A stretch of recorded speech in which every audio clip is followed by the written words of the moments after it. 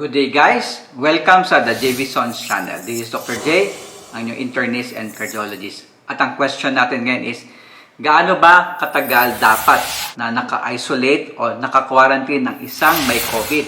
Or, kailan mo ba masasabi na ikaw ay free na, I'm free, at wala ka na at hindi ka na nakakahawa?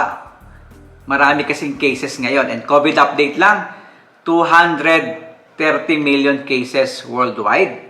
At number 18 ang Pilipinas na may 2.4 million cases and 15,000 new cases as of this video. Pero ang good news, 96% doon ay mild or asymptomatic. Plus, 37 million na ang nabakunahan sa ating bansa. Before natin sagutin yung ating question kung gaano katagal ang isolation o kailan ka pwedeng libre na at di nakakahawa, samahan niyo muna ako magbisikleta. We will go cycling kasi we need to boost our immune system. And one way to boost our immune system is doing regular aerobic exercises. So, samahan niyo ako.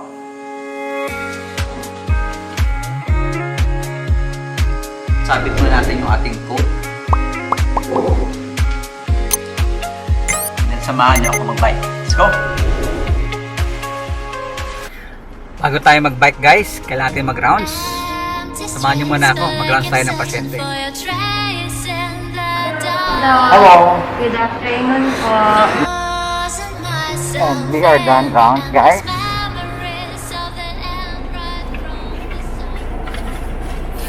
And we are done rounds guys. So after our rounds, pwede tayo mag-bike guys. But before that, let's have a positive quote.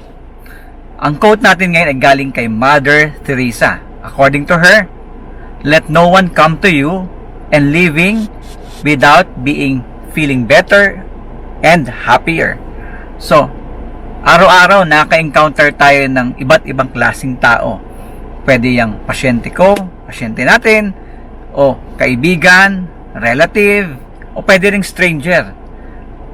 But, ang importante dyan is, let us be blessing to others.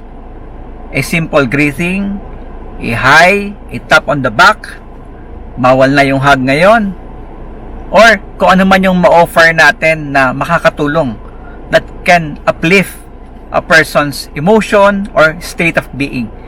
So, let us be blessing to others. Yan ang ating passive quote ngayon.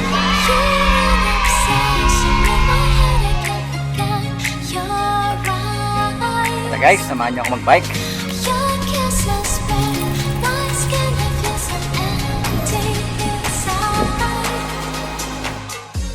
Alam nyo ba na ang biking ay pwede mag-boost ng immune system? According kay Professor James ng Napier University, Edinburgh, UK, humans are designed not to be sedentary, but to live an active lifestyle. And being active can boost your immune system. At dagdag pa ni Professor James, if there's one thing na naitulong ng pandemic na to is lahat tayo natuto ng safety hygiene.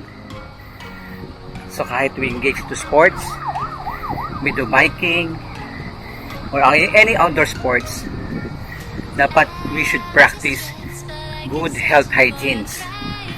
So, hindi pwedeng kalimutan ang hand sanitizing, hand washing, wearing of mask, and physical distancing.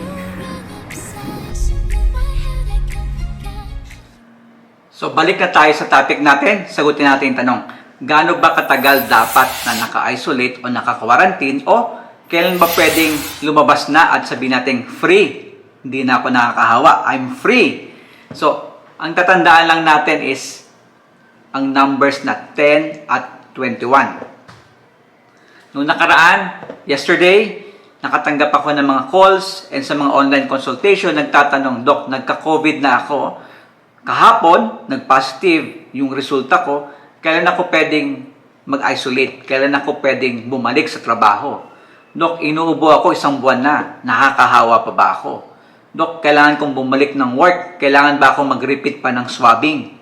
So, yun yung mga common questions. And, sagutin natin, ilang days ba? So, 3 lang tatandaan ninyo. Number 1, kung ikaw ay asymptomatic at nag-positive ka sa COVID RT-PCR, 10 days na isolation. At after 10 days ng result mo ng PCR, free ka na sa isolation. So, pwede ka nang lumabas. You are free. Pag ikaw ay asymptomatic. So, tandaan nyo, day 10, pwede na. Tapos na ang iyong isolation. Second, kung ikaw ay may mild symptoms, ang isolation mo ay 10 days pa rin. So, pwede ka nang mawala sa isolation o matapos ang isolation mo pagkatapos ng 10 days na nawala na ang iyong symptoms. Or, pwede natin sabihin na yung huling paglalagnat mo, after nun, 10 days, pwede ka nang matapos ang isolation. So, 24 hours na wala ka ng lagnat, bilang ka ng 10 araw, tapos na ang isolation mo, pwede ka nang bumalik, hindi ka na nakakahawa. At, yung pangatlo, natatandaan ninyo, kung ikaw ay may kilala o kayo ay naging severe o critical, hindi siya 10 days, kundi 21 days. So, bibilang ka lang ng 21 days from the onset of your symptoms o nag-positive ang PCR mo. Then, day 21, pwede ka nang wala sa isolation. So, yun yung mga numbers na tatandaan nyo. 10 days, after 10 days ng asymptomatic at mild, and after 21 days ng critical at severe. Kailangan ba ng repeat swab? Actually, hindi na nire-recommend na ulitin pa yung swab ninyo. Because, yung virus pwedeng tumagal doon sa katawan ninyo. At pag nag-swab, pwede pa rin siya mag-positive kahit 3 buwan na.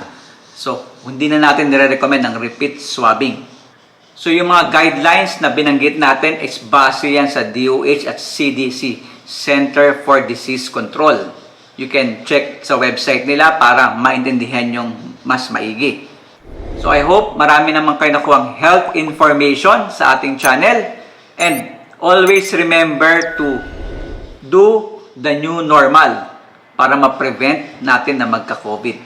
Physical distancing, hand washing or sanitizing, yung pag-wear ng mask, and avoid yung mga crowded places o yung mga events na alam nating super spreader. So, this is again Dr. J para sa The J. V. Sons channel, and hope to see you sa next video.